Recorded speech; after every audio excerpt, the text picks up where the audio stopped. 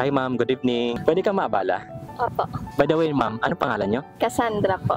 Tiga saan si Cassandra? Tiga Buhangin lang po. Okay lang ba sa'yo matanong kung ilang taon ka na? 16 years old po. Nag-aaral ka pa? Opo. Senior high school po. Bilang kabataan ma'am, minsan ka na rin bang nangarap? Opo. Pwede ba ma-share yung pangarap mo? Pangarap ko pong mapagtapos sa pag-aaral. Ayusin po yung pag-aaral para po mapakita sa family. Ganun po. Family, mahal mo ba sila? Opo. Sobra po. Gaano mo sila kamahal? Sobra po. Wala pong kupas nun. Basta mahal ko pa. Anong gusto mong sabihin sa kanila? Nagpapasalamat po ako sa mga effort pong ginagawa nila sa amin para lang po mabigay yung kailangan po namin, lalo na po sa pag-aaral. Wow. Mabibigo ba sila sa pangarap nila para sa'yo? Hindi naman po. Gusto ko rin naman pong mapakita sa kanila na yung pangarap po nila sa akin na nagagawa ko po. Pagdating sa pamilya ba, minsan ka na bang nakapag-isip na paano ka makatulong sa kanila? Sa financial din po. Nakita ko meron kayong hawak na palaspas. Opo. Ano yung ginawa mong paglapit kay Lord bilang devotion mo ngayon? Ano po? Ano ba? Ngayon nakita ko lang po kasi dun sa, pagbaba ko po kasi dun sa tricycle. May mga bata po lumapit sa akin tapos tinanong po kung gusto. Ay, ang dami po nila. Naisip ko lang po na yung hirap po na sitwasyon na ginagawa po nila. Doon po kasi sa simbahan na bang po nagagawa ng ganito, may umiiyak po. Nakikita ko lang po yung hirap nila. Sana po yung hirap po na maano nila. Sana po matustusan ng pangangailangan po nila. Mahal mo rin ba si Lord?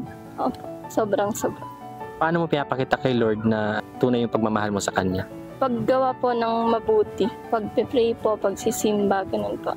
Ano yung mabuting ginagawa mo minsan? Yung pagtulong po sa kapwa, yung pagbibigay po ng kaya ko po ibigay sa kanila. Pagpe-pray po sa may mga site, ganun po. Minsan bang nalulungkot ka kapag may naalala kang pangyayari sa buhay mo? Nakakatulong ba kapag lumalapit ka kay Lord? Sobra po. Kasi si Lord lang naman po yung nilalapitan. Hindi po ako nag-share sa iba. Kay Lord lang po. Minsan ka na bang umiyak kay Lord? Apo.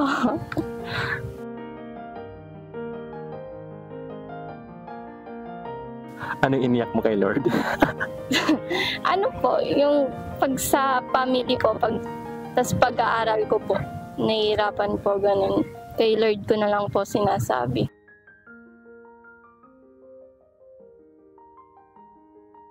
Minsan ka na bang nabigo kay Lord? Hindi po. Answer prayer po. Sa family po, maging masaya po ganun. Tas sa financial din po, okay naman po kami. Masaya na kayo? Masaya po. Sobrang saya? Sobrang saya po.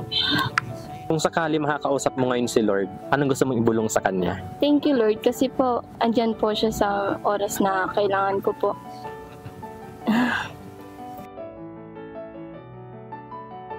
Yan. Salamat, Mama. Thank you po. Salamat.